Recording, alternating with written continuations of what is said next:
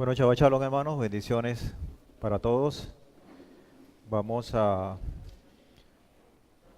dar inicio a lo que corresponde al estudio de la Torah en esta mañana de Shabbat, no sin antes tener una palabra de oración. Padre, te damos muchísimas gracias por esta nueva oportunidad que nos das. Que seas tú, Señor, dirigiéndonos, que seas tú enseñándonos esta mañana, Señor. Que tu Espíritu de Santidad se pase, Señor, y sea pues el puente, todo lo que tú quieres decirnos, Señor.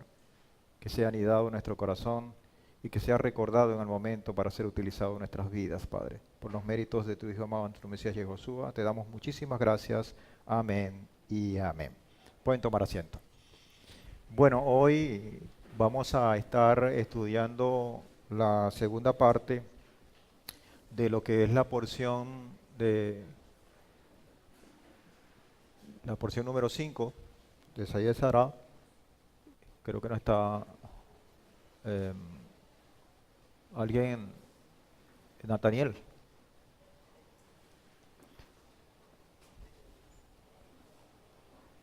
Vamos a ver cómo.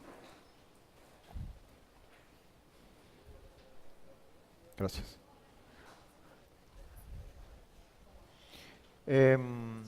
Isaías será entonces la porción número 5. Vamos a estar estudiando lo que quedó pendiente del capítulo 24, del verso 16.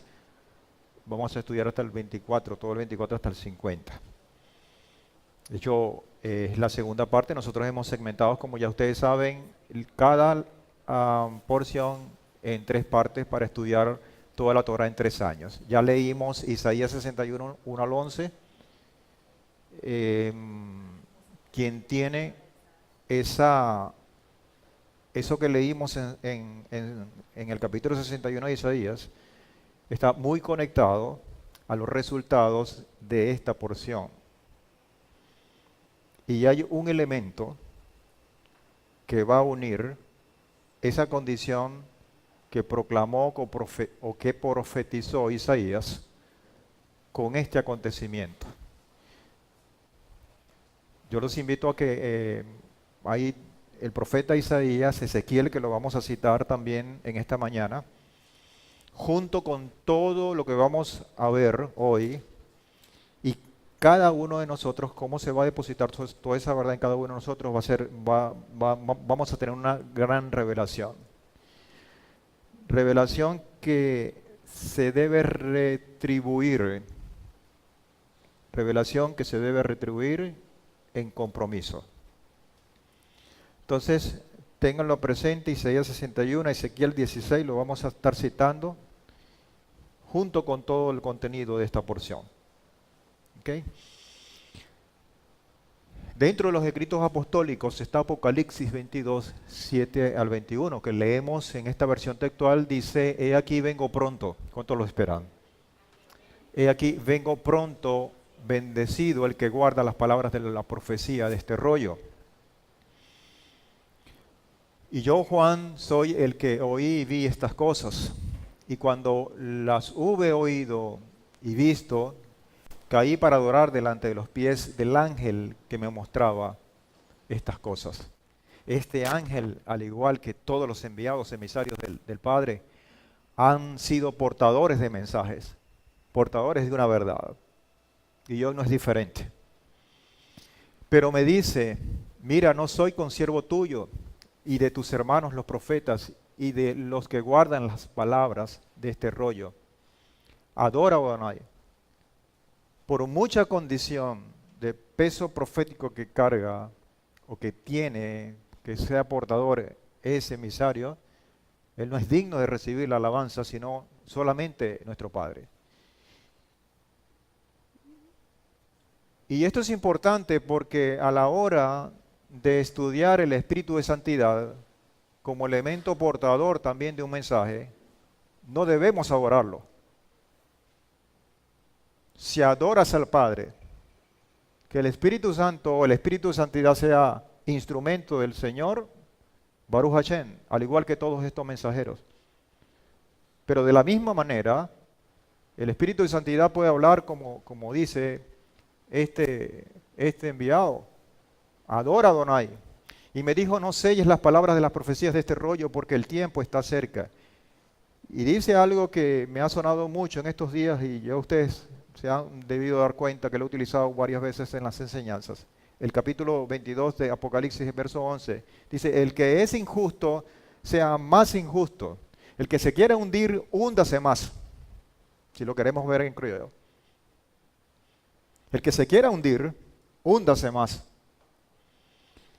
El que es inmundo, sea aún más inmundo. Pero el que es justo, sea aún más justo. Y el que es santo, sea aún más santo. Santifíquese más. Por lo tanto, va a haber una condición profética en el tiempo cuando las brechas entre estas dos posiciones se van a hacer mucho más profundas. Ahorita quizás pudiéramos estar mezclados, tanto eternamente con los que me circundan, pudiera estar mezclado. El injusto con los justos, el santo con el profano. Pero va a llegar un momento en que esa brecha se va a apartar. Y hay muchas o varias escrituras que hablan de esa separación entre el trigo y la cizaña, etc. Y dice, sigue diciendo el capítulo 22, aquí vengo pronto y mi galardón conmigo para recompensar a cada uno según sea su obra. Yo soy el Aleph y la Taf, el primero y el postrero, el principio y el fin. Bendecidos los que lavan sus ropas para tener derecho al árbol de la vida y entrar en la ciudad de las puertas. Fuera los perros y los hechiceros y los fornicarios y los homicidas y los idólatras y todo el que ama y practica la mentira.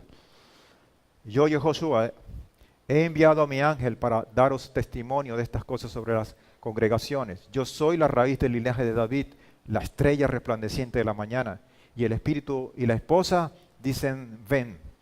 Y el que oye, diga, ven. Y el que tenga sed, venga. Y el que quiera, tome gratuitamente del agua de la vida.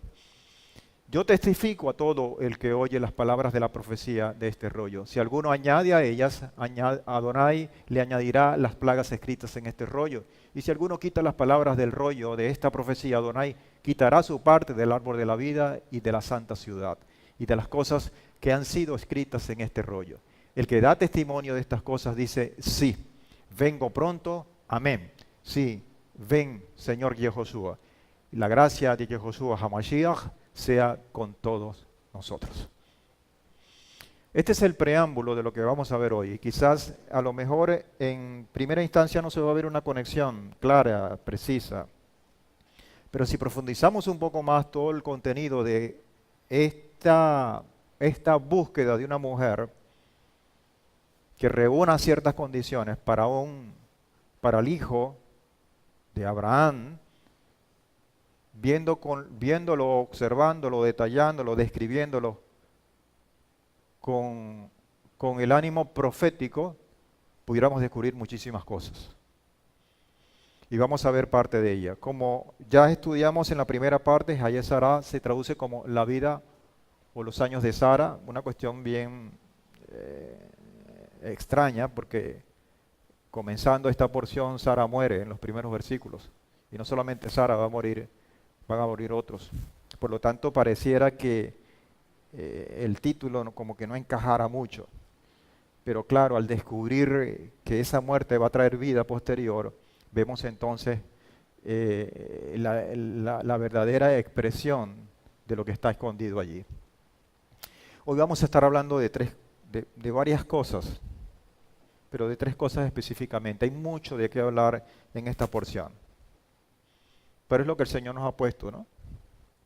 Para hablar de estas tres cosas. En primer lugar, de Eliezer como siervo, de Rebeca o Rivka como esa mujer digna para esposa de Isaac, y de un tercero como Labán. De estas cosas vamos a estar hablando hoy. Y vamos a reflejarnos, vamos a vernos, usted y yo, a través de esos tres personajes. Además de ello, dentro de todo el contexto, hay dos elementos que es un arete y dos brazaletes que de alguna manera pudieran romper el esquema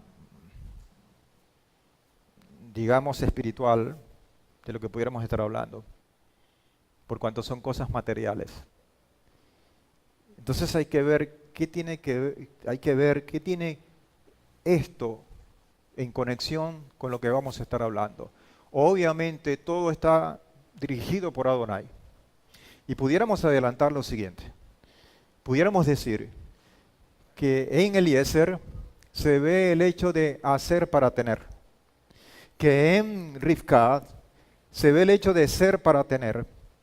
Y en Labán se ve el hecho de tener para ser. A lo mejor nosotros de primera mano no podemos entender como este juego de palabras. Pero habíamos dicho hace algún tiempo que nuestra sociedad o este sistema, como está concebido y como está operando, opera totalmente al revés de cómo opera o como requiere o como demanda nuestro Padre Celestial. En el cual ese sistema celestial demanda primero que seamos. Primero usted debe ser. Y ese ser tiene un peso de identidad, de convicción. Luego que nosotros sepamos quiénes somos en verdad y que vamos a ejercer esa condición, es que vamos a empezar a hacer de acuerdo a lo que somos. Y cuando nosotros hacemos es cuando vamos a empezar a obtener. Por lo tanto, la condición celestial tiene que ver con ser, con hacer y después con tener.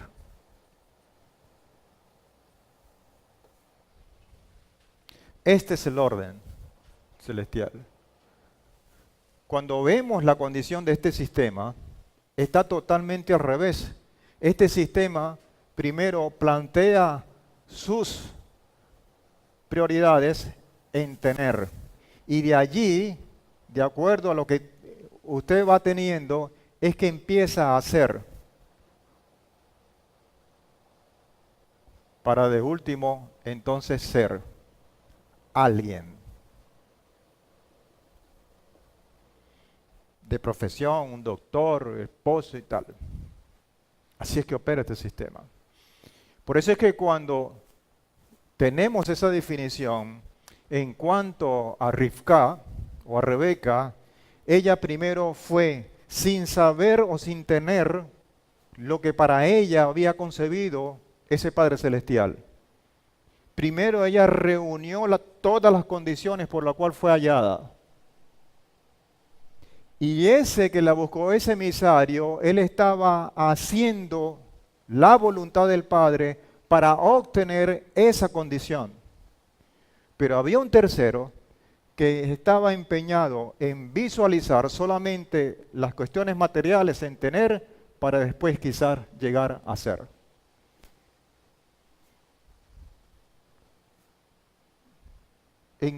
¿Con quién nosotros nos identificamos de esa trinomía? ¿Con quién nosotros nos vemos reflejados allí? Y entonces es allí donde tenemos que revisar muchas cosas para nosotros poder sacar conclusiones, poder revisarnos en este tiempo que ya está comenzando, primero de Elul, en cuanto hay una introspección, en cuanto hay una revisión interna de lo que realmente queremos ser.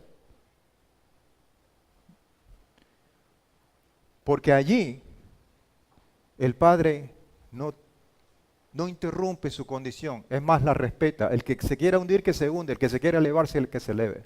Así lo acabamos de leer en Apocalipsis. Por lo tanto, ya hay una condición de que yo quiero ser, yo anhelo ser. Y para nosotros eso debe ser prioritario. Veamos cada uno de estos personajes y comenzamos con Eliezer, a quien ya hemos descrito a partir de la porción pasada. Y habíamos dicho que en Eliezer, y según la misma porción de Génesis, esta vez en el capítulo 24, los 2 primeros versículos, dice: Abraham era anciano, bien entrado en años, o sea que estaba bien viejito, Abraham, y el Eterno lo había bendecido en todo. Esa bendición estaba depositada en Abraham que venía por parte del Eterno. Y Abraham le dice a su sirviente, llamado Eliezer, el mayor de su casa, quien controlaba todo lo suyo, es decir, Abraham había sido bendecido en todo, y esa bendición, por una condición, quizás por la edad, etcétera, no la estaba gobernando él, sino que la estaba gobernando el sirviente, quien es el protagonista en esta mañana. Quizás la palabra sirviente en nuestra cultura y en nuestro idioma nos apunta a alguien de segunda.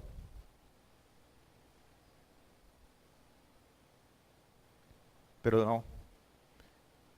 Sirviente es un servidor. Esa palabra sirviente, que yo respeto quizás la versión, pero y no tanto por el culpa tiene la versión, sino cómo se interpreta o cómo nos colocaron a nosotros esa interpretación. Es como despótica. Y ese servidor tiene dos características que son importantes destacarlas. En primer lugar, que tiene una autoridad a quien rendirle cuenta. Y en segundo lugar, que debe tener una condición de servicio, de trabajo. Cuando vemos el original, cuando traducimos esa palabra en el hebreo, está conectada o está relacionada mucho con trabajo. Por lo tanto, ese servidor, de alguna manera tiene condiciones específicas que lo relacionan mucho con cada uno de nosotros, porque al fin y al cabo cada uno de nosotros somos servidores, por esas dos características. Usted y yo tenemos una autoridad por encima de nosotros, y muchas de esas son autoridad delegada, pero la máxima autoridad es nuestro Padre. Y segundo, tenemos un trabajo que hacer. Eso es lo que destaca Eliezer, pero no fue cualquier servidor, tenía unas características que las vamos a estudiar. Para empezar, este nombre significa mi Elohim es ayuda. Y esa ayuda se conecta con algo que tiene que ver con el espíritu de santidad. Y a lo mejor es como forzada la relación, pero si nosotros vemos todo el contexto, incluso histórico, además del profético, vemos que tiene mucho que ver. En Eliezer uno empieza a revisar qué fue lo que hizo, qué fue lo que dijo, cuál es la actitud que él tenía cuando recibe la encomienda, y conseguimos, o por lo menos yo veo tres cosas que destacan de muchas que pudiera tener, que es fidelidad, que es confianza y responsabilidad. Y esas tres cosas son lo que quizás le valieron la condición para ser llamado y para gobernar, para administrar todas las riquezas del mismo Padre Celestial que había depositado en Abraham, que no es cualquier cosa. Y estoy hablando de dos riquezas, tanto las riquezas materiales, porque obviamente las tenía, pero las riquezas espirituales, el peso profético que tenía por ahí, estaba depositado en este hombre. Por lo tanto, es digno de destacar un siervo que muchas veces no aparece con el nombre de Eliezer, sino simplemente como el siervo, el sirviente, que aparece allí y es clave a la hora de conectar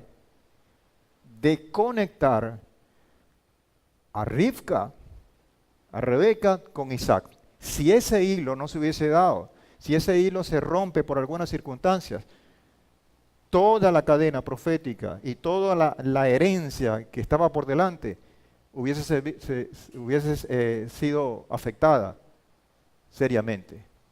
Por lo tanto, esa condición de este siervo era crítica. Él se basaba en su fidelidad, en su confianza, depositaba confianza y daba confianza, y obviamente su responsabilidad en hacer el trabajo. Por lo tanto, todo esto le ganó Por esos méritos le ganó entonces la condición de ser un enviado. Y ese enviado tenía dos características importantes. Obviamente tenía un mensaje, pero también tenía un trabajo que hacer. Tenía que ejecutar una acción.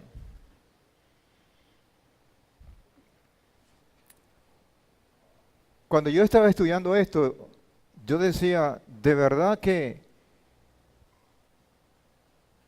Eliezer se parece mucho, se debería parecer mucho a nosotros. Porque este esquema, viéndolo desde el punto de vista hasta más sencillo, básico, es como una radiografía de la labor de cada quien, de los que tienen temor a Hashem. Esa es su forma básica. Pero mucho más allá de ello hay una conexión que la vimos la semana pasada, descrita. Y comienzo. En Lucas capítulo 12, verso 12 dice, porque el Espíritu Santo os enseñará en la misma hora lo que debéis decir, como dice Juan 15, 26, Él dará testimonio de mí.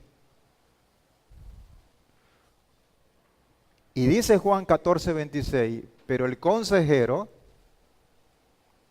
las versiones dicen Paracleto, pero el consejero, el Espíritu Santo, a quien el Padre enviará en mi nombre, Él los va a enseñar o Él os enseñará todas las cosas y os recordará todo lo que os dije. Por lo tanto, aquí tenemos una fase descrita en los escritos apostólicos de esa primera cara de la misión de ese enviado, el cual lleva un mensaje que no es de él, es un mensaje de su padre, en este caso de Abraham, pero proféticamente ese mensaje es el mensaje de nuestro Padre Celestial. Y aquí solamente hay dos citas, hay varias que pudieran darle forma a aquello. La primera parte de su misión como enviado, llevar un mensaje. Pero ese espíritu de santidad también se debe convertir en el motor, en el impulsor, en el que nos va a dar la fuerza para convertirla o para traducir ese mensaje en acción, en cristalizar una obra. Y hay una cita, que sí está en la Torah, en Éxodo 35, 30 al 32, que explica muy bien esa otra cara de esa misión como enviado, en Bezalel. Dice Éxodo capítulo 35, verso 30 al 32, y dijo Moisés a los hijos de Israel, mirad, Adonai ha llamado por nombre a Bezalel ben Uri, hijo de Ur, de la tribu de Judá, y lo ha llenado del espíritu de Adonai, del espíritu de santidad, que es el mismo. Lo ha llenado, esta vez no para un mensaje, por lo menos literal, sino lo ha llenado en sabiduría, en inteligencia, en ciencia, en toda suerte de obra, para proyectar diseños, para labrar el oro, la plata y el bronce. Y ustedes saben a qué me estoy refiriendo, al Mishkan, a esos elementos donde va a habitar la presencia del Eterno. Por lo tanto, tenemos dos grandes cosas en el cual describe el desempeño de este sirviente como característica. Dice 1 Corintios 3:16 y aquí viene la conexión.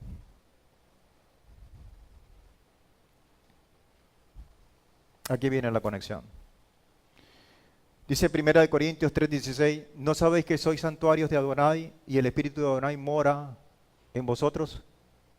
Por lo tanto, esa condición de mensaje y de ejecutar una obra según lo que el Padre nos ha mandado, esa condición también mora en cada uno de nosotros.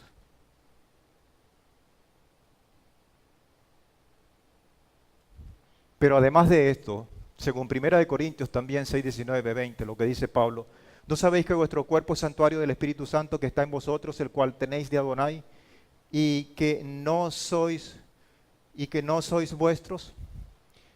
Porque fuisteis comprados por precio. Glorificad entonces por lo tanto a Elohim en vuestro cuerpo.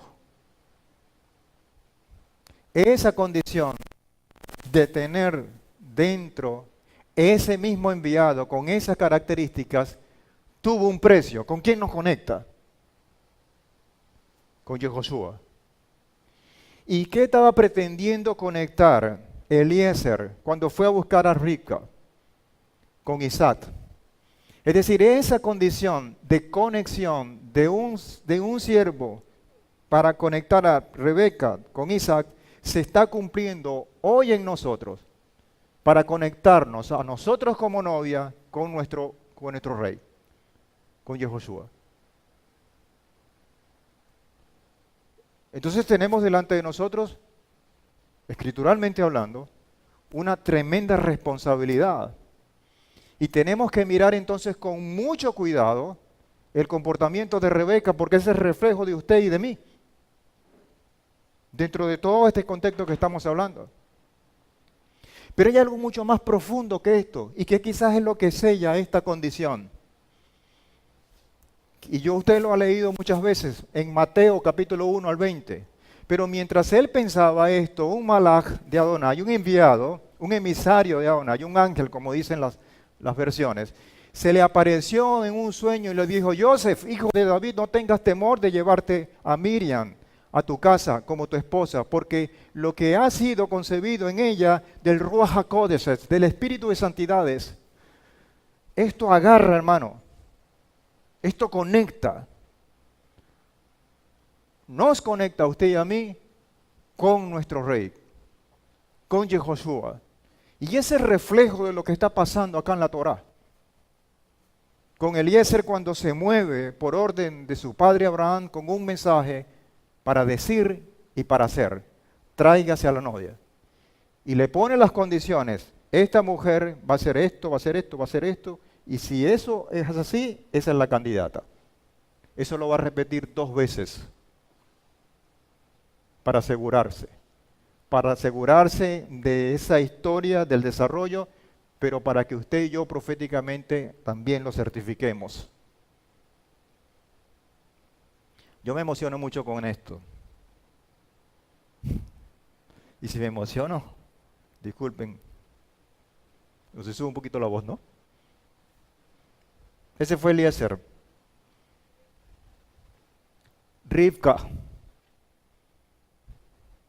¿Qué quiere decir Rebeca? La vez pasada lo vimos. O Rivka. ¿Sí? No recuerdo.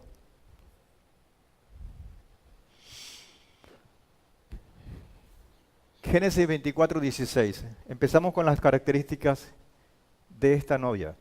Vamos a llamarla así. Dice: y la muchacha era de apariencia muy hermosa, dice la Torá. Virgen o betulá, a la que ningún varón había conocido, y descendiendo a la fuente llenó su cántaro y subió. Esa fue una de las primeras características que tiene Rivka.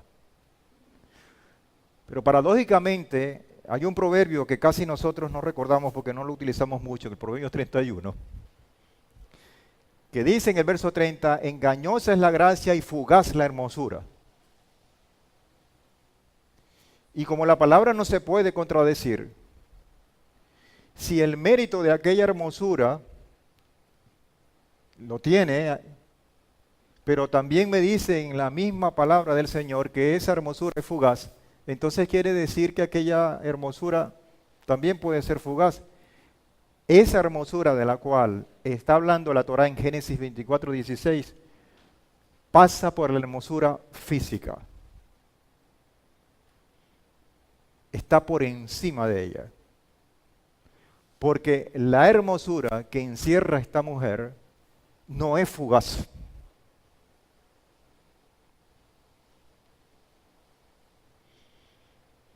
Porque, entre otras cosas, esa mujer teme a Adonai y va a ser alabada.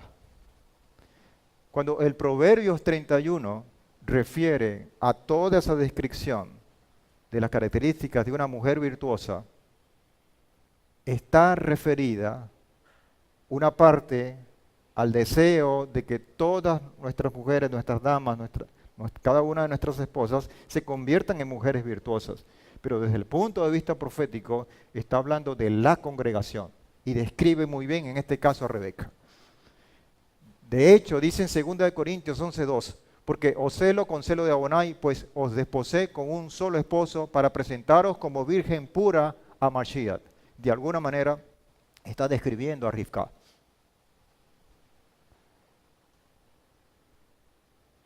Es tremendo cuando uno lee todos los escritos apostólicos y consigue significados profundos, extraordinarios que conectan directamente a la Torá y le dan sentido, le dan muchísimo más sentido.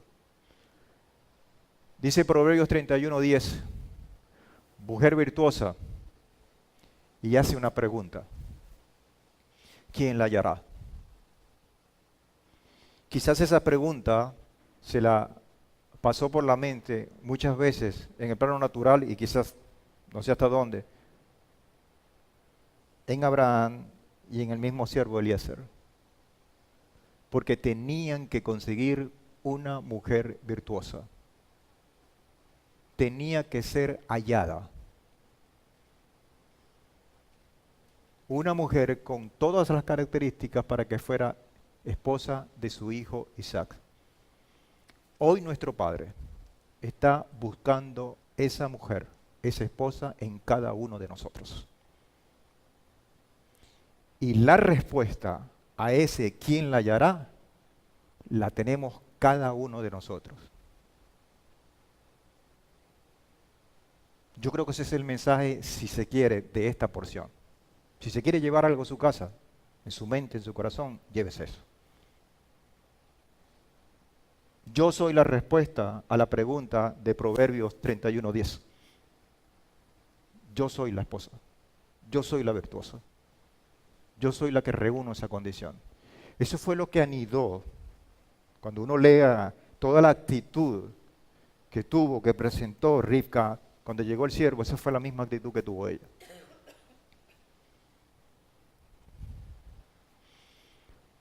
Tenemos que de seguir hablando completo. Esto se pronuncia, no se pronuncia Labán, se pronuncia Labán. Así. ¿Quién fue Labán? Vamos a dejar que las mismas escrituras Torá nos diga. En Génesis 24, 29 al 31 dice, tenía Rebeca un hermano llamado Labán. Entonces, la primera respuesta es que Labán era hermano de Rebeca. Y va a ser tío de, cuñado de, yerno de.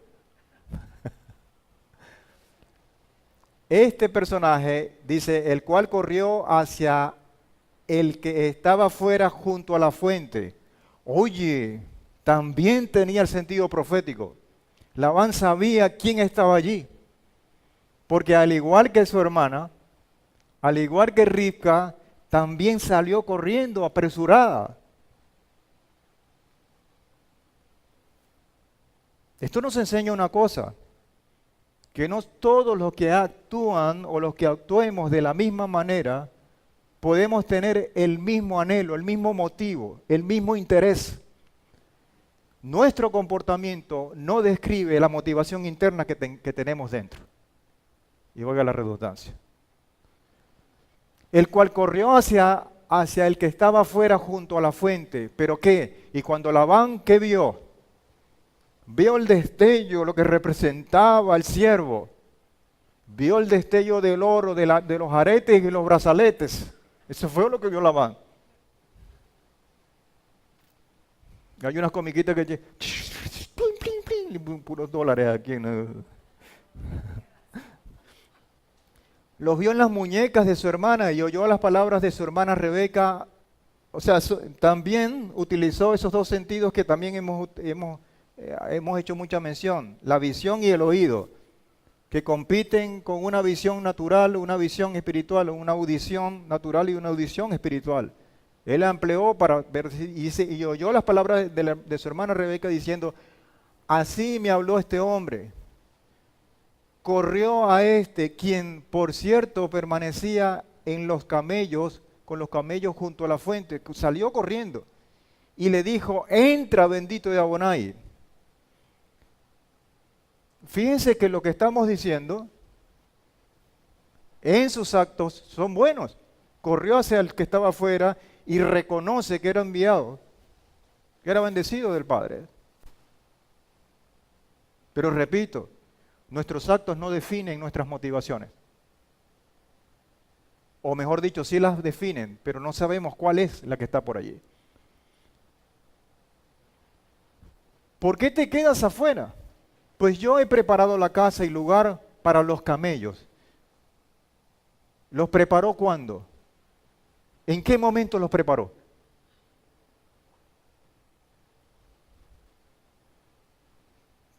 Entonces descubrimos una mentira allí también. Esa es Labán. Por lo tanto, tenemos en esas tres cosas, el espíritu de santidad, por un lado. Por otro lado, tenemos en nosotros, reflejado como Rivka, pero también tenemos en Labán este sistema. Eso es lo que tenemos delante de nuestros ojos y lo queremos ver en forma de aplicación.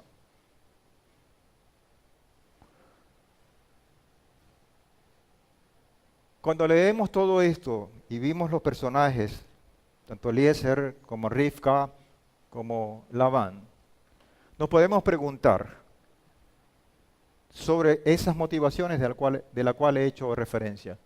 ¿Cuál es tu interés, mi interés? ¿Cuál es mi tesoro, tu tesoro? ¿Cuál es?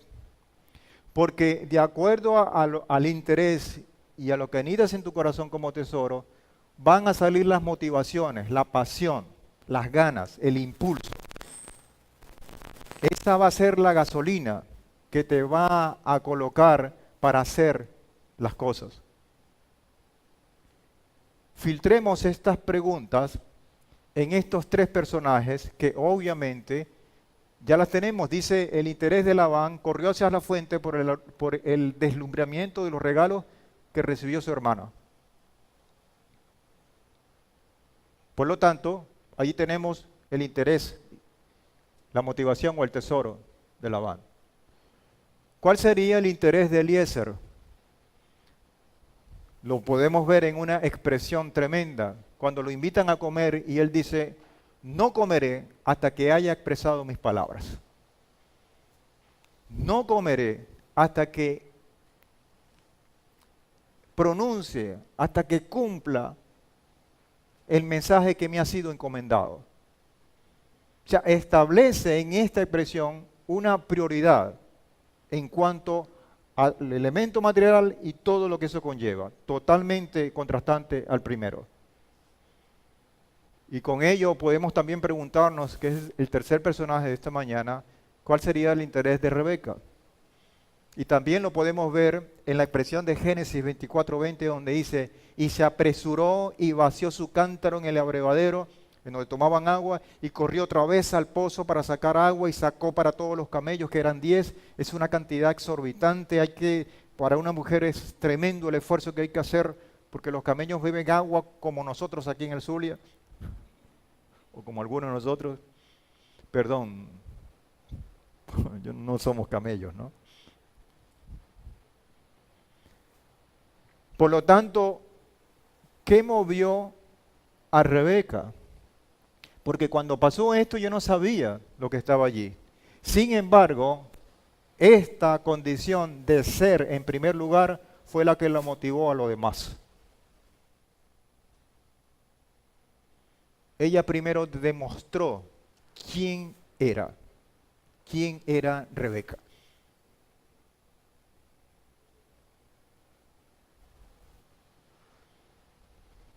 Ahora sí podemos leer Mateo 6:21, dice, porque donde está tu tesoro, allí estará también tu corazón.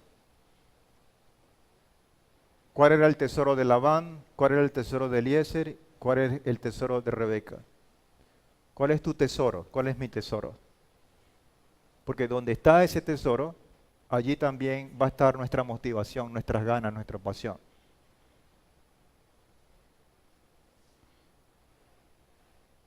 Lo más duro de esto es que muchas veces nos vestimos de espirituales y quizás nosotros mismos no nos damos cuenta de lo que nos apasiona no es precisamente lo espiritual, sino lo que nos estamos viendo es otra cosa. Y toda nuestra vida, cuando planifiquemos o cuando estamos planificando mudanzas, matrimonios, tomas de decisiones, profesiones, todo esto, priva quizás lo primero, sin darnos cuenta. Es cuestión de revisarnos. Porque eso no se puede, eso no es tan fácil detallarlo. Muchas veces eso se viste de bondad. Y podamos tomar decisiones tipo Labán.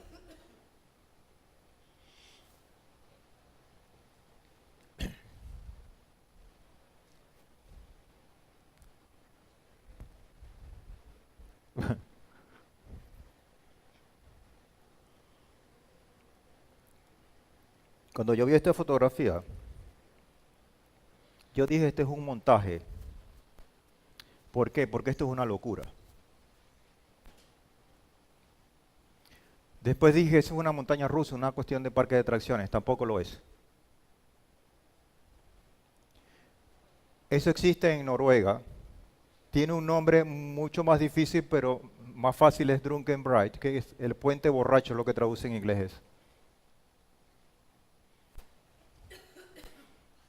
Y es un puente con estas características, une la parte, digamos, de tierra firme de lo que es Noruega con unas islas que tiene en pleno océano y con esas formas caprichosas. 6 años duró la construcción de este puente. Quizás desde el punto de vista de ingeniería está bien, porque obedece todas las condiciones de peso, etcétera, todas las solicitaciones que están hechas. Pero para justificar una obra de esta manera es donde está la cosa. Puente borracho lo llaman. ¿Por qué traigo esto? Porque la palabra dice en Proverbios 14:12, hay camino que al hombre parece derecho, pero su fin es camino de muerte.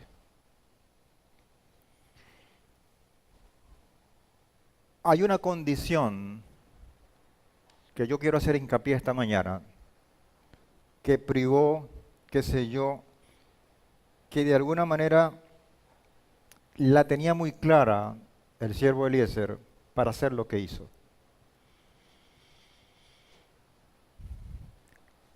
Y Abraham fue obviamente el primer beneficiario y el que lo detectó, porque para depositar en un tercero todo el peso en cuanto a lo material, la riqueza que tenía Abraham, y no solamente eso, todas las promesas, porque quizás a lo mejor Eliezer no sé hasta dónde tenía el alcance profético para entender esto, y no tenía por qué tenerlo, pero Abraham sí.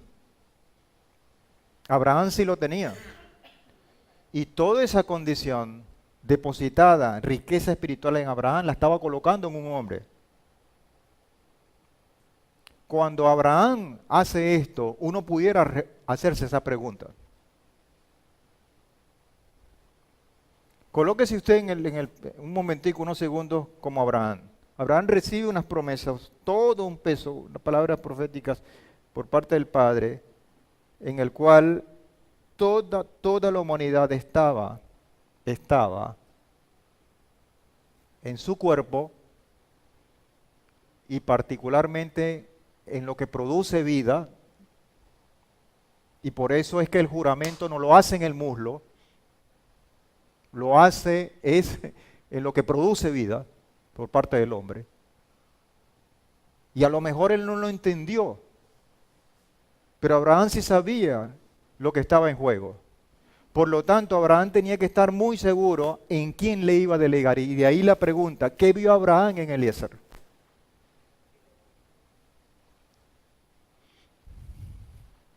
Génesis 24:27 dice, y dijo Eliezer, bendito sea Adonai Elohim de mi señor Abraham. Veamos cada una de estas expresiones, o algunas hoy. Quizás usted tenga más chance en su casa de revisarlas. Las expresiones de Eliezer. Dice, bendito sea Adonai Elohim de mi Señor, que no apartó su misericordia y su fidelidad hacia mi Señor. Porque si lo vemos desde el punto de vista egoísta, dice que no apartó su fidelidad y misericordia hacia mí, pero fue hacia mi Señor. Él tenía una alta estima de reconocimiento de quién era Abraham. Y puesto yo en camino, me condujo Adonai a casa de los hermanos de mi Señor. O sea, era un reconocimiento de quién era Abraham y también quién estaba por encima de Abraham.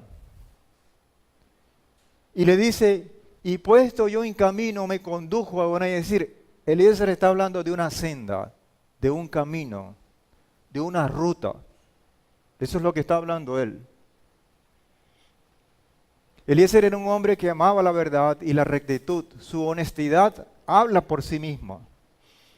Dice en Génesis 24:48, entonces me postré e incliné ante el Eterno y bendije al Eterno, Elohim de mi señor Abraham. Siempre está reconociendo eso. Bendije al Eterno y es Elohim de mi señor Abraham, quien me condujo por un camino de verdad. Cuando él recibe todas estas cosas y ve la cristalización de lo que se le había encomendado, él reconoce todo esto y él sabe que quien lo condujo fue el Elohim de su señor Abraham y lo condujo por un camino de verdad. Otras versiones dicen un camino de rectitud.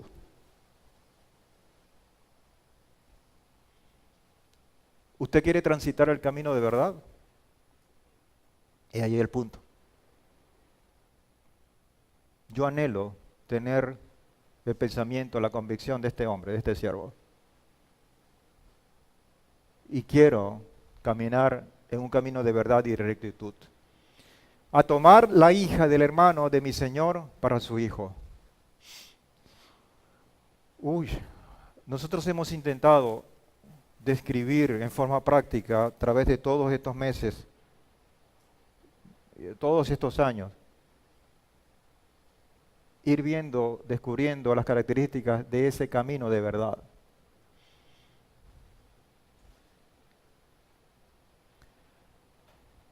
Y podemos hablar de dos grandes cosas esta mañana.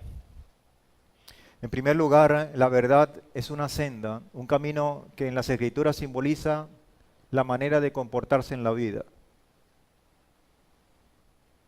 Es práctica de alajá o alajot, conjuntos de prácticas. La manera de que usted y yo caminemos en la vida. No aquí, porque aquí venimos a aprender cómo caminar. Allá es que caminamos, afuera. Por lo tanto, ese camino lo estamos haciendo nosotros. La pregunta es, ¿quién nos guía en ese camino? Ese es un camino práctico. No estamos hablando de un camino supraespiritual, claro que lo es, pero de esos que son medio efímeros, que solamente está en la mente de alguien religioso, etc. No, es un camino en el cual usted come, bebe, se acuesta, hace su trabajo secular, todo esto, que regula esa condición.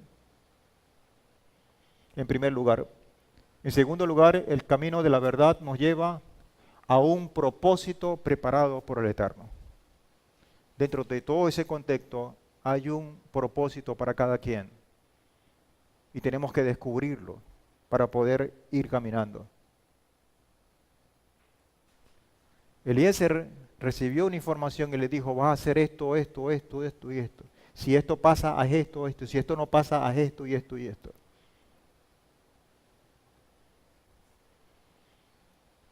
Por lo tanto, tenemos un camino de la verdad y tenemos un serio enemigo que se antepone o que contradice ese camino de verdad, que obviamente es el camino de la mentira. Y ahí vemos prácticamente confrontados el pensamiento de Labán con el pensamiento de Eliezer.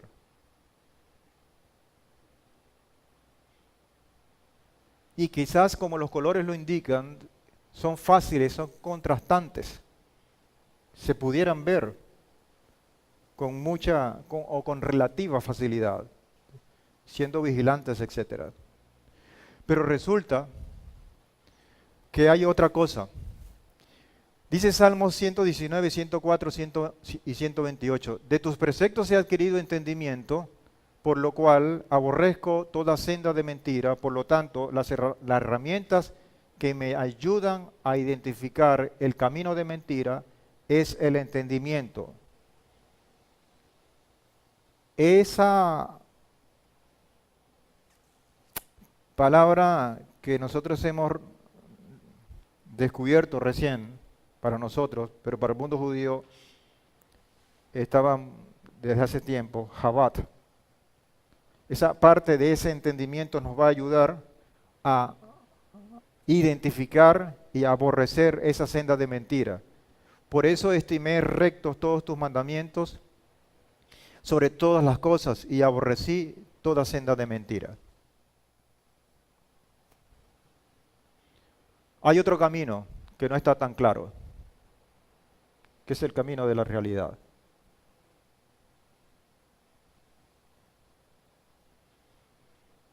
Y fíjense que ese camino de la realidad, yo a propósito lo coloqué con dos sentidos. Y a propósito lo coloqué de color azul también. Porque quizás al fin y al cabo es lo que nosotros anhelamos.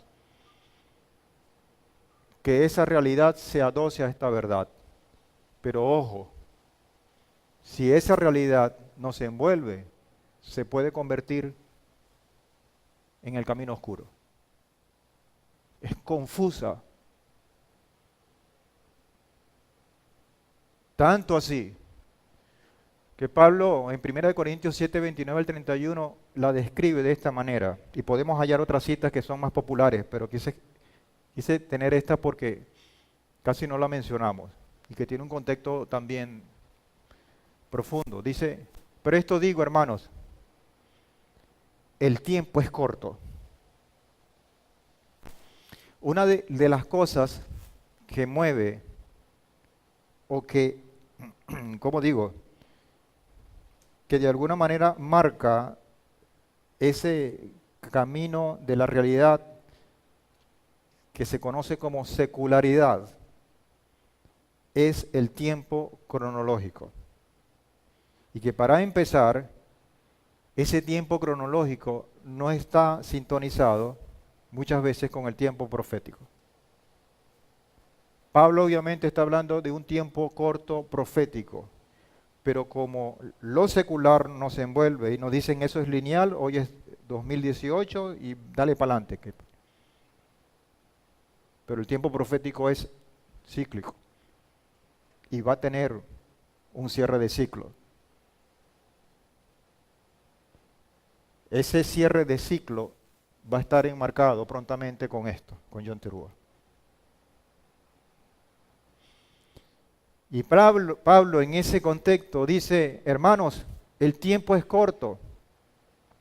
Dice, resta pues que los que tienen esposa sean como si no la tuviesen.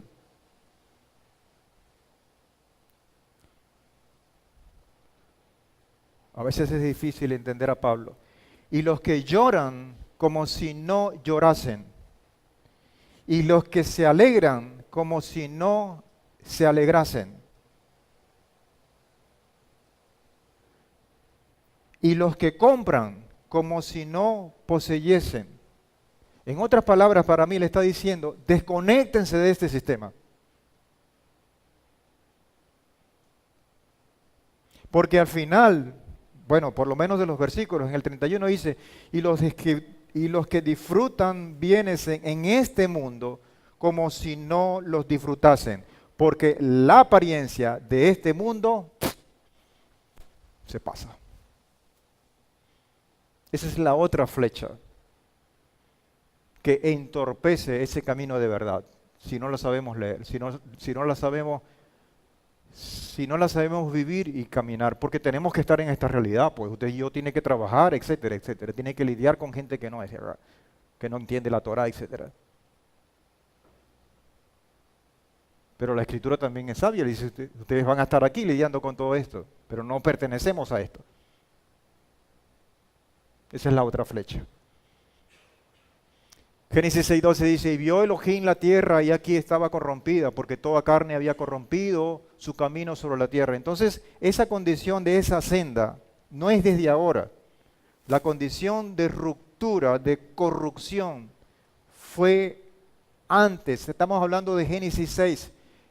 Toda carne había corrompido su camino sobre la tierra. La gran obra que tenemos o el plan que tiene el Eterno para nosotros es precisamente enderezar, buscar ese camino que se perdió allá. Y dice Génesis 18 al 19, porque ciertamente Abraham llegará a ser una nación grande y fuerte, y en él serán benditas todas las naciones de la tierra. Y allí está usted y yo estoy yo, Baruch Hashem. Dice, porque lo he escogido para que instruya a sus hijos y a su casa y a sus sucesores. ¿A qué? A mantenerse en el camino, porque el Padre sabe que lo que se perdió es eso. Por lo tanto, dentro del plan dado a Abraham, a esas promesas, y que en este momento reposa esa responsabilidad en Eliezer, estaba mantener el camino de Adonai practicando la justicia y derecho. Eso que está allí, Eliezer lo tenía bien claro, y nosotros también debemos tenerlo claro. Y dice, para que cumpla Adonai sobre Abraham todo cuanto ha predicho acerca de él. Dice Hebreos capítulo 10, 19 al 20, así que hermanos, teniendo confianza para entrar en el lugar santísimo por la sangre de Yehoshua, el cual nos abrió un camino nuevo y vivo por medio del velo, esto es, de su carne. Ahora, esta expresión del camino nuevo y camino vivo tiene para nosotros una experiencia, una profundidad muchísimo más grande. Y leer Juan 14:6, y Josué le dice, yo soy el camino, la verdad y la vida, nadie viene al Padre sino por mí, debe ser entendido ahora con mayor responsabilidad y compromiso. Porque tenemos evidencia en la Torá a qué nos está conectando y qué fue lo que se perdió.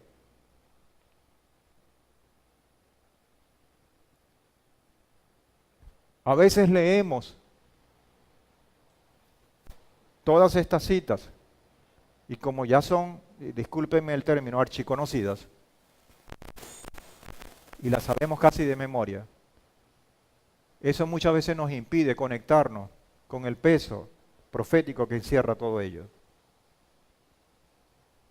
Pidámosle al Señor que de verdad cuando leamos nuevamente todas estas citas, nos siga quitando los velos y nos siga colocando verdad, que me ayude a tomar mis decisiones aquí en la práctica, que me ayude a conectar y a buscar ese camino que se ha perdido. Dice Salmos 25, 4 al 14, muéstrame, oh Adonai, tus caminos, dice el salmista. Y si ustedes me preguntan, quizás esta declaración pudo haber sido propia del mismo Eliezer. Camino a buscar a Rivka, muéstrame, Adonai, tus caminos, enséñame tus sendas, encamíname en tu verdad, enséñame porque tú eres el Elohim de mi salvación. En ti he esperado todo el día. Es una cuestión de esperanza, de anhelar, de expectativa. Acuérdate, oh Adonai, de tus piedades y de tus misericordias que son perpetuas. Nosotros vamos a comenzar un ciclo de Selichot en el cual imploramos el perdón de Hashem, en el cual anhelamos y llamamos las misericordias del Padre. Esa es parte de buscar ese camino. Que esas expresiones en cada mañana, en cada madrugada estén revestidas o estén bañadas de esa condición. Que obviamente las conocía muy bien Abraham, las conocía Eliezer, el mismo salmista, y nosotros también. De los pecados de mi juventud y de mis rebeliones no te acuerdes, conforme a tu misericordia, acuérdate de mí por tu bondad, oh Adonai, Bueno y justo es Adonai, por tanto, Él mostrará a los pecadores el camino. Por esa condición de benevolencia, de bondad, de misericordia, Él mostrará a los pecadores el camino, pero tenemos que anhelarlo, tenemos que pedirlo que nos los muestre todos los días. Hará andar a los humildes en justicia y enseñará a los mansos su senda. Todas las sendas de Adonai son misericordia y verdad, por lo que para los que observan su pacto y sus preceptos. Pero entonces nos jactamos muchas veces que todas las sendas son misericordia y verdad, el Padre quitó todo. Pero esta verdad para mí está condicionada porque dice, son para los que observan su pacto y sus preceptos.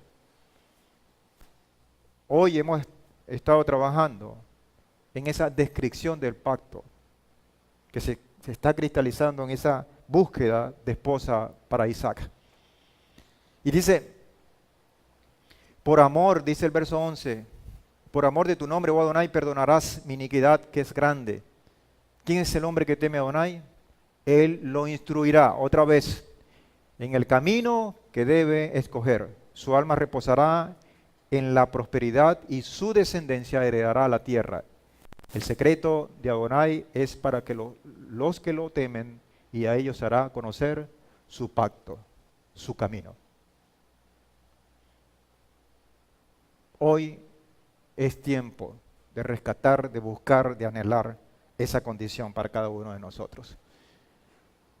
Nosotros el miércoles pasado estuvimos hablando de la segunda parte de lo que es la devoción.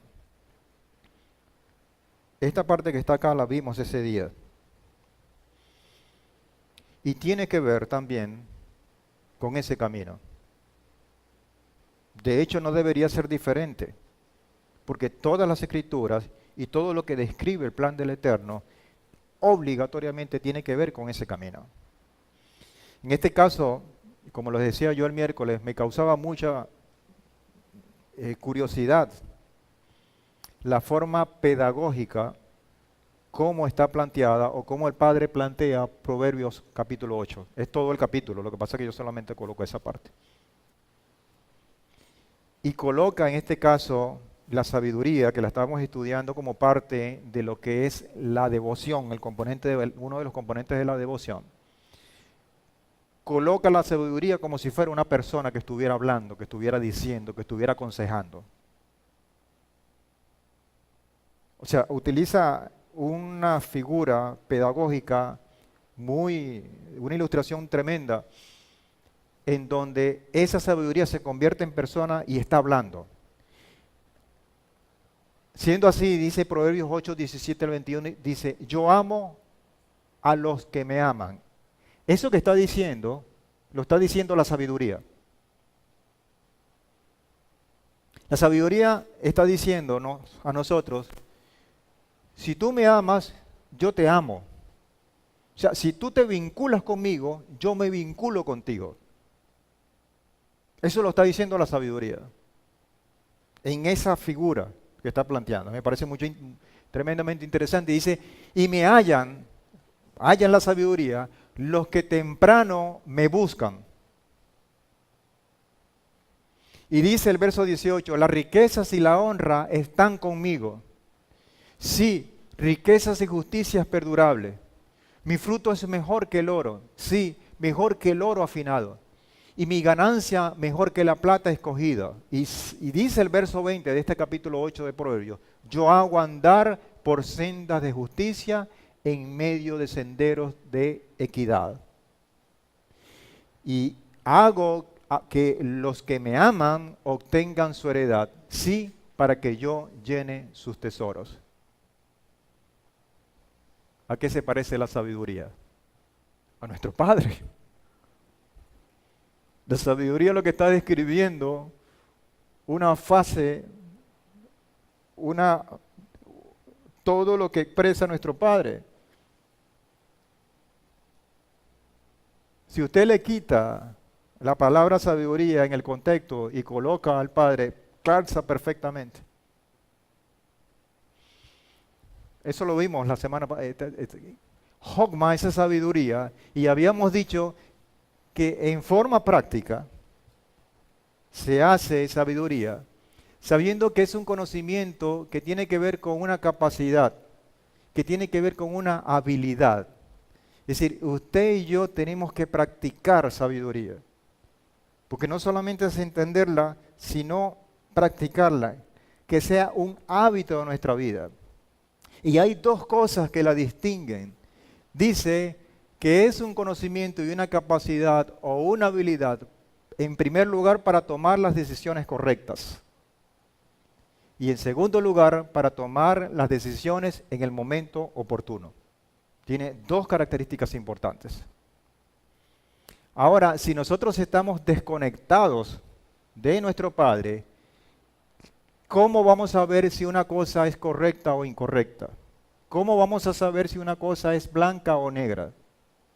¿Cómo vamos a saber si es un tiempo oportuno o no? El sistema, la humanidad allá afuera se ampara en un dicho que dice, el tiempo de Dios es perfecto. Y pareciera que indilgara eso, esa condición, a que bueno, si pasó todo eso, el tiempo de Dios es perfecto. Y pareciera que fuera como una condición de que, bueno, pasó y ¿qué más vamos a hacer? El tiempo de Dios es perfecto. Y lo utilizamos como una excusa. Pero ¿qué tanto nosotros podemos estar conectados con tomar las decisiones oportunamente y que esas decisiones sean correctas? Tenemos que buscar la sabiduría, porque de otra manera no lo vamos a lograr. Esa es la que nos va a dar y la que la proporciona, por supuesto, a Hashem, buscar la senda, el camino correcto, el camino que nos va a elevar. La sabiduría demuestra, en primer lugar, que hay madurez y desarrollo en la persona. Una persona que toma decisiones correctas en el momento oportuno es una persona madura y sencilla y que está desarrollada espiritualmente. Pero además de ello, la sabiduría también amerita esfuerzo, no se logra de la noche a la mañana. No se logra así tan sencillo. Hay que esforzarse, hay que buscarla, hay que anhelarla.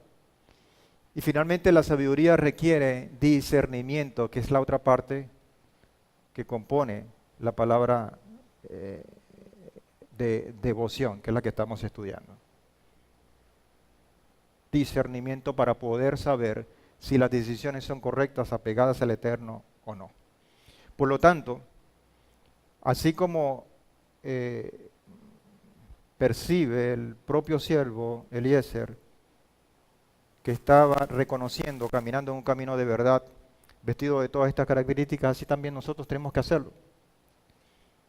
Ahora más que nunca, hermanos.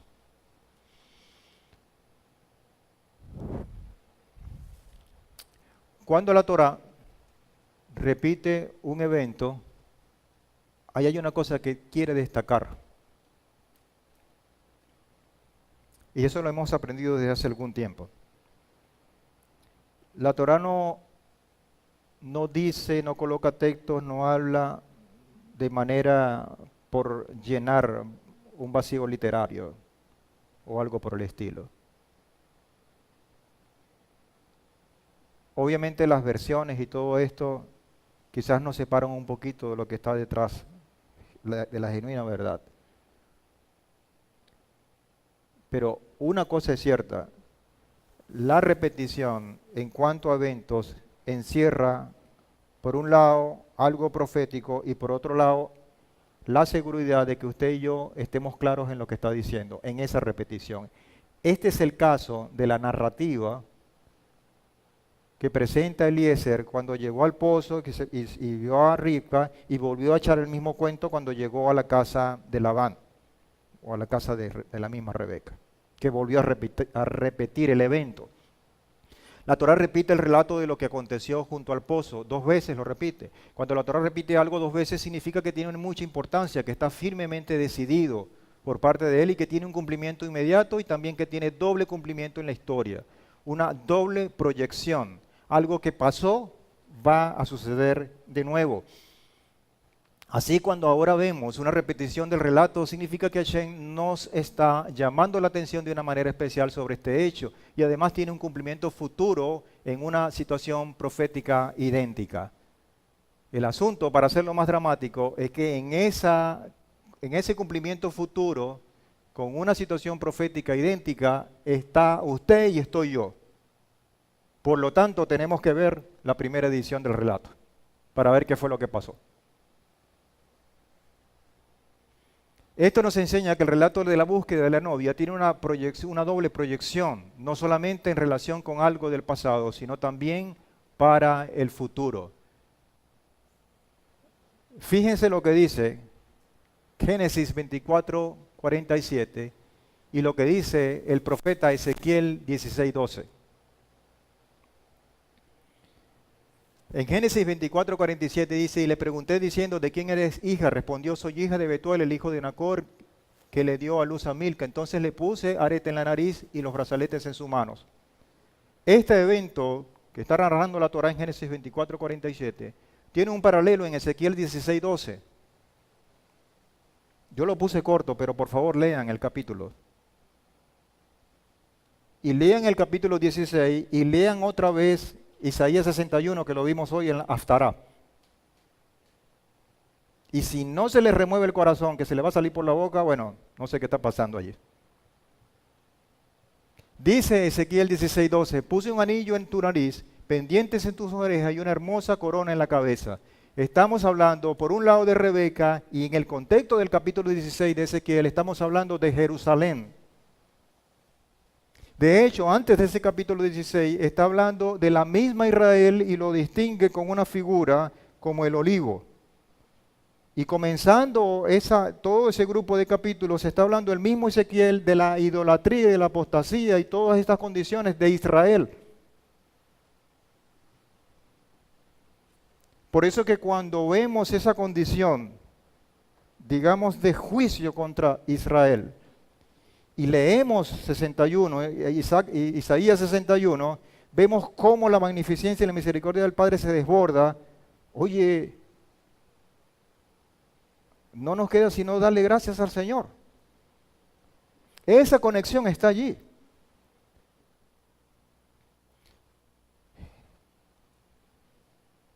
¿Qué dice allí? Ese es otro libro apócrifo.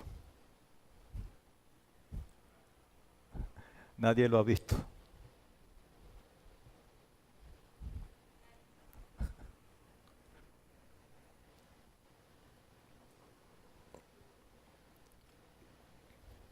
Ahí no dice Gánesis, dice Génesis.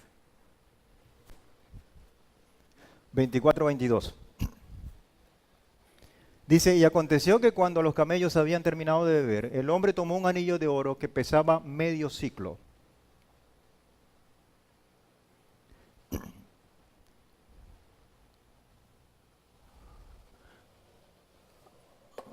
Esto llama mucho la atención,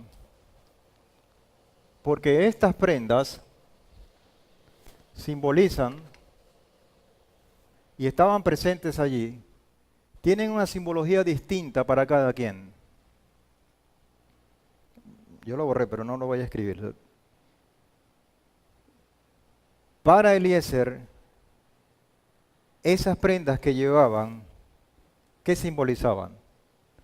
Para Rebeca, esas mismas prendas que llevaba, en este caso el arete y 2 pulseras, ¿qué representan?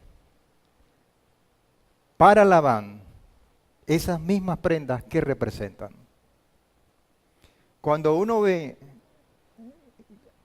a Eliezer, y lo acabamos de hacer un análisis de su persona y todo esto, y las características más predominantes de este siervo, obviamente esas prendas representaban algo más que material. Obviamente es una evidencia de unas riquezas, pero unas riquezas espirituales. Evidencia de algo que el Padre le había dado a su patrón, a su dueño, a su Señor, como dice el Abraham. O sea, representa la evidencia de la responsabilidad que él tenía encima al buscar esposa para su hijo. ¿Qué representa para Rebeca? Yo le puedo preguntar a ustedes. Cuando Rebeca le es se presenta la situación y le dice la contraseña del agua y todo esto, y le coloca. Esas prendas significa, sobre ti estamos depositando toda la herencia de un pueblo. Y podemos estar hablando de muchas cosas allí. Pero ese mismo aro y esas mismas dos pulseras, ¿qué representa para Labán?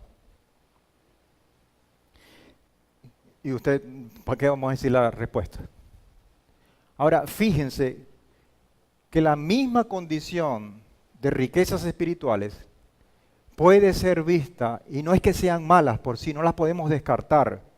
Como pudiéramos decir, bueno, la riqueza es mala, los tesoros, no sé qué más. No. Malo es la forma como tú la puedes ver, malo es la forma o la manera como tú las estás obteniendo, etc. Pero de por sí no es, porque puede ser una gran bendición. Y vemos esos tres escenarios. Ahora, aparte de eso, esas prendas que están allí, que es el arete y los dos brazaletes, tienen también un significado profético, como si fuera nada. De allí dice Génesis 24, 22, y aconteció que cuando los camellos habían terminado de beber, el hombre tomó un anillo de oro que pesaba medio ciclo y dos brazaletes que pesaban 10 ciclos. La palabra hebrea traducida como medio ciclo, que es beká, que viene de la raíz baká, y ¿qué significa rajar, romper, cortar e invadir? Esto suena mucho a la obra de Mashiach. De hecho, en Éxodo 30, 13 y 14 dice, esto darán a todo el que pase por el censo. Es la muestra o la evidencia de alguien que está siendo contabilizado.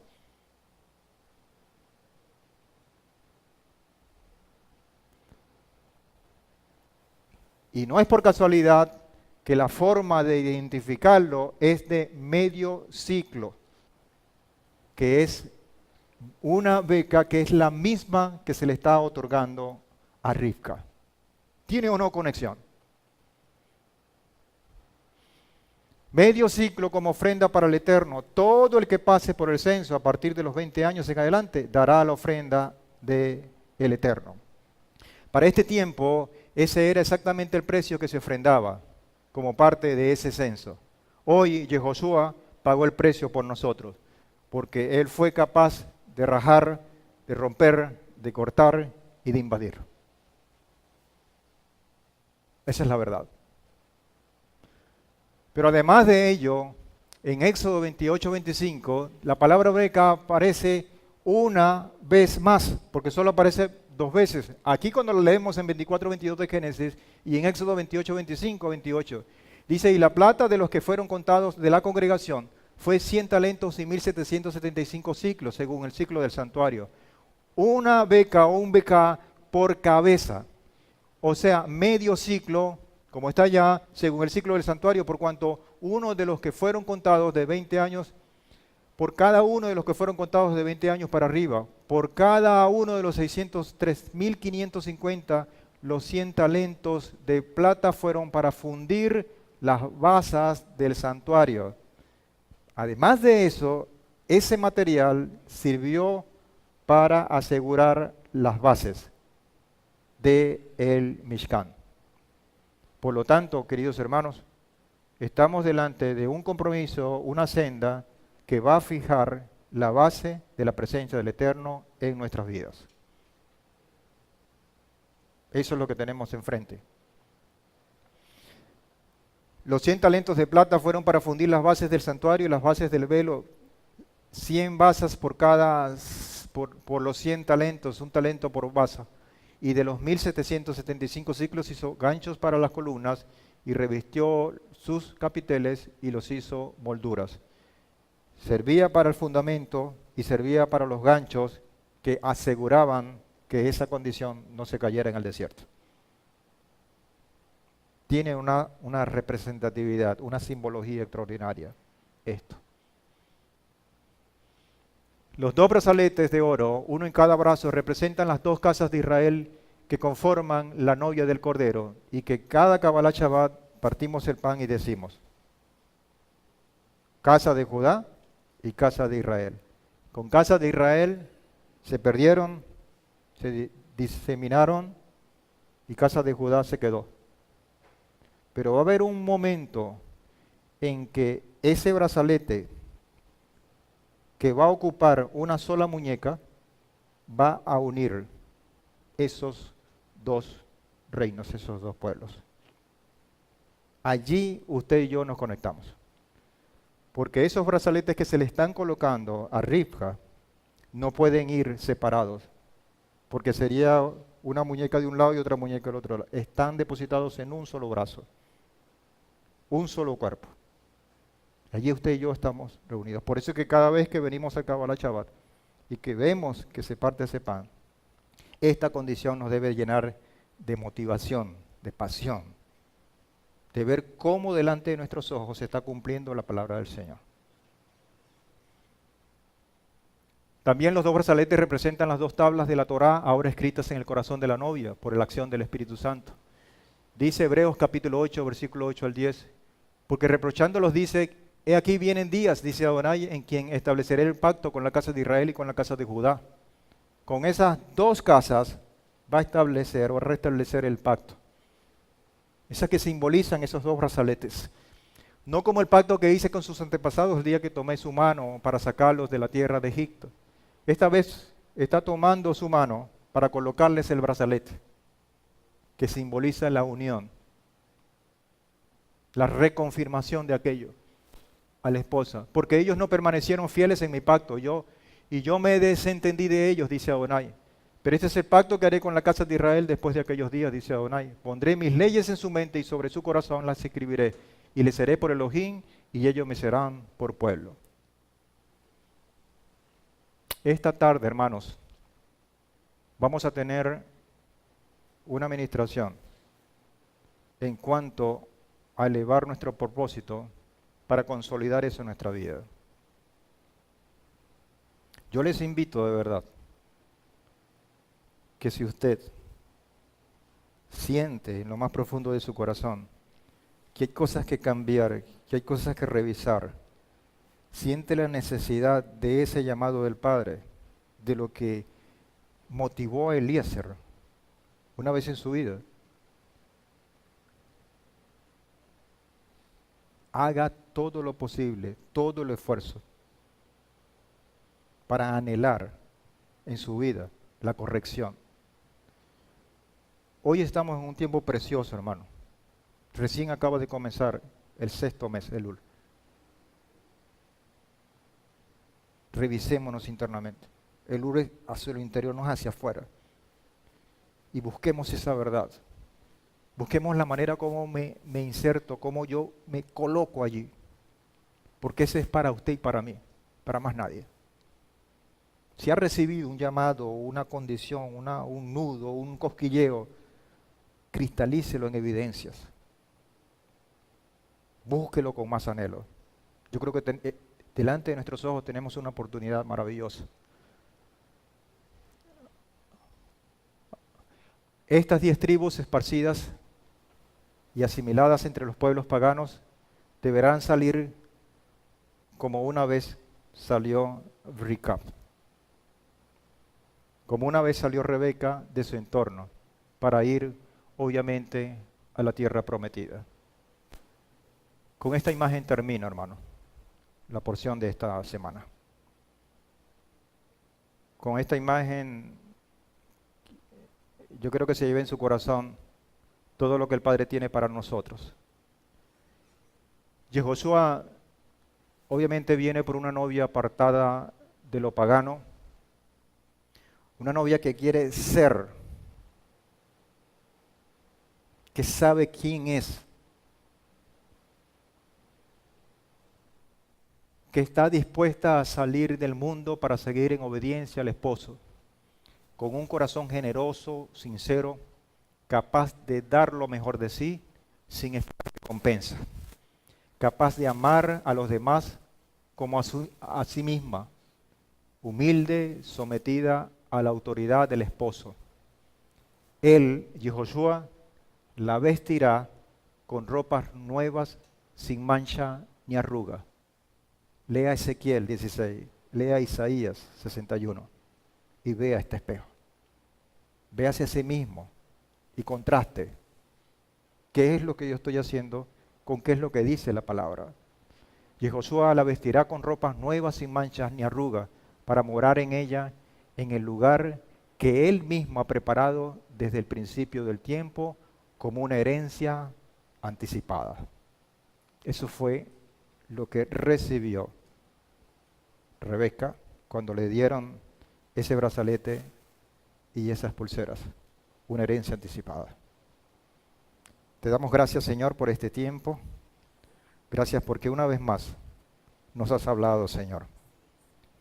Esperemos convertir toda esta verdad contundente, mucho más allá de los sentimientos, de las buenas intenciones, en una realidad de nuestras vidas, Señor.